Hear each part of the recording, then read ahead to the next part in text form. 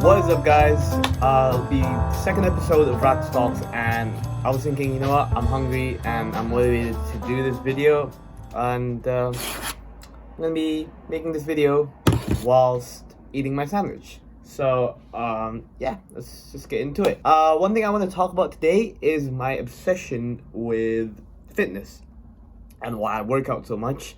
And obviously, you guys know how motor racing, very tiring or puts a strain to your body physique.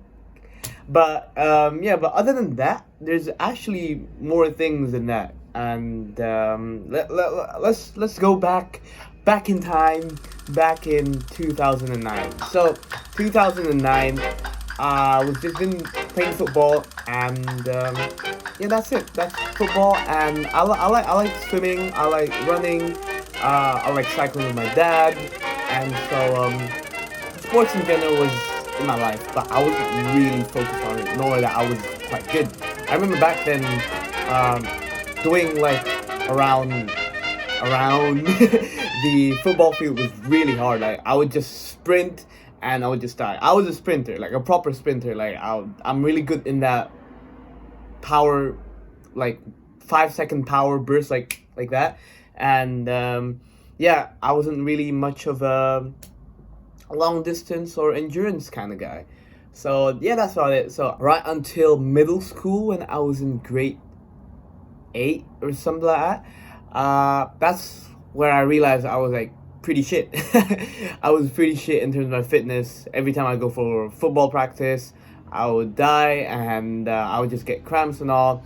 And running a mile seems like a fucking eternity. It was horrible. It was really, really bad. And then I started racing. Obviously, the first session, I completely died. I couldn't move my hands. I couldn't move my neck.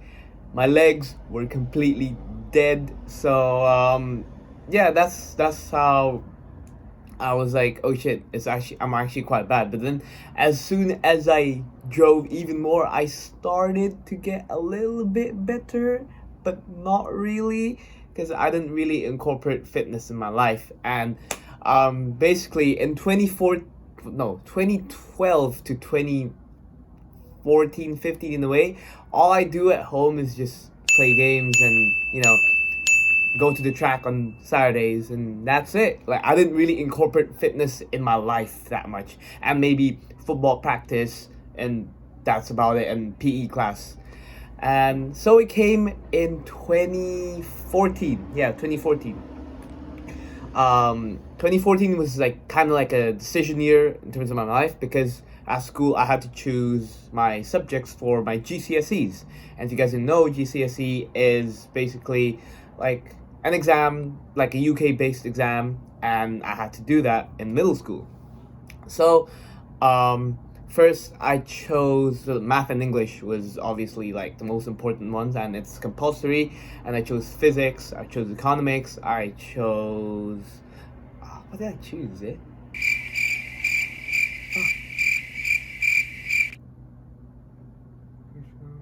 I chose Indonesian language, because I was living in Indonesia, and I chose higher level maths or additional maths.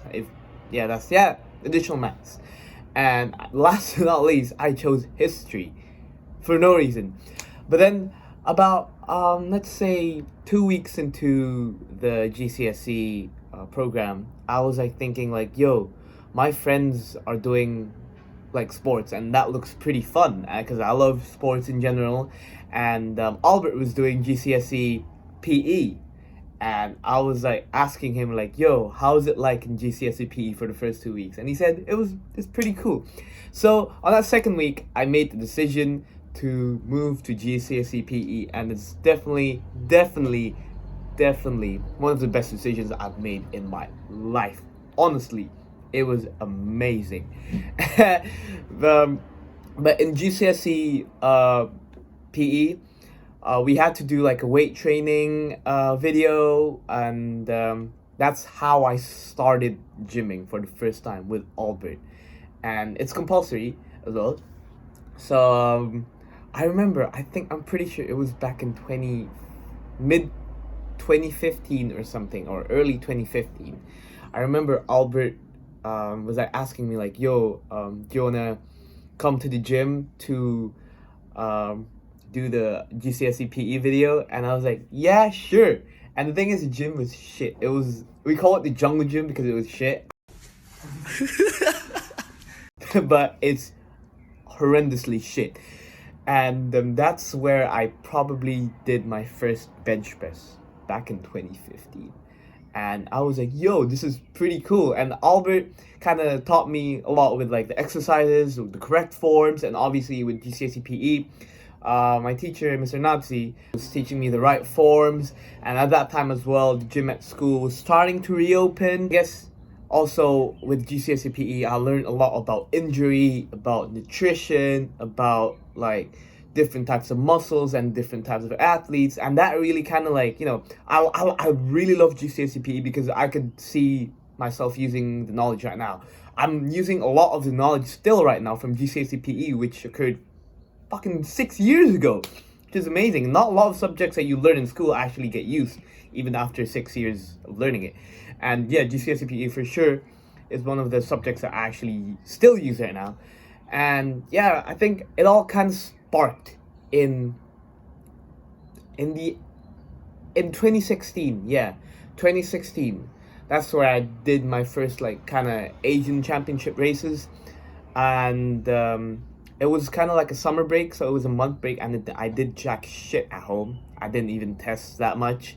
And the first race that I came back to on track, I died. Like literally, my neck was just going like this, and I was like, oh shit, I think I'm actually gonna have to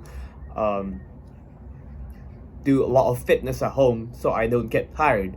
And that's how I first started running as well, for cardio. My parents bought a treadmill, and yeah, I was just spending like about 30 minutes at home on the treadmill, and I see myself progressing each time. I was doing 5Ks, my 5K times are going down, and I know in 2016 as well, Silvano was doing a lot of physique work, and I kind of like took an example from him, that whatever he does, I try to replicate it at home, whatever he does with his trainer. So and I kind of set him as a benchmark as well in terms of driving, because obviously a mentor, and also fitness driving. So like, yeah, that's how I look in terms of my fitness. I look at him and see how I perform, and as time goes by, my fitness increases and improves. I could see the massive difference on track as well. I remember in 2016 as well, my PE teacher, Mr. Nazi, yes, used to coach me during lunchtime to do high intensity interval trainings, and I'm pretty sure that the weekend after I did pretty well on a race because I was just way fitter. And the thing is with me, I am very obsessed with numbers, and like I guess it's like kind of a racing driver thing. It's a kind of weird thing with racing drivers. We love to see numbers and see the numbers improve. Like for example, on track, we love to see our times go down because that means you're improving. And outside of track, I love to see my fitness progressing by reducing the times I do for 5K. And then I realized like the stronger and the fitter that I am, the faster that I go on track. So I was like, yeah, if I can still progress on track by doing non-track things, by improving my fitness. And yeah, cardio is obviously one thing that I'm still kind of lacking of, but like that's why I work for it, you know.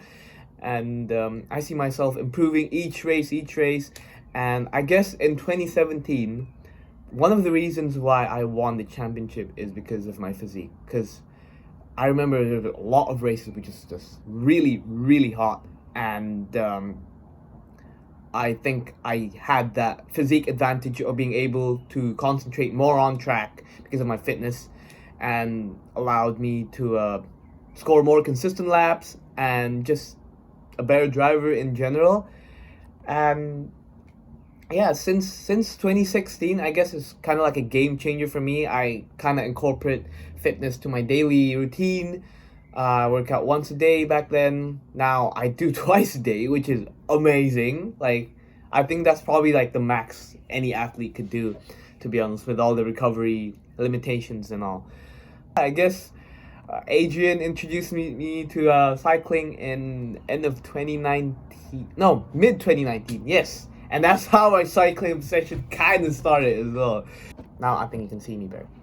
But yeah, I'm really sorry for the messy schedule, and I know I do a lot of stuff outside of YouTube and racing as well.